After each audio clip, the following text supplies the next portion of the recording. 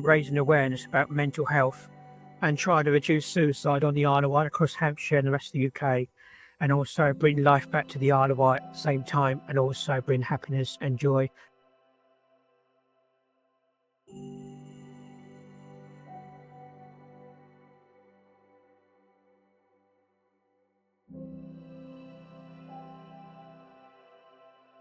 It's gone up and away, and I've still got orders of pallets to coming in. I've still got orders of trough to be paid.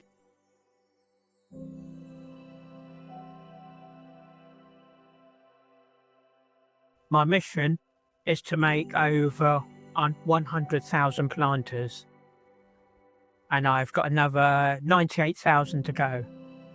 So I'm getting there. It'll take me at least another 25 years.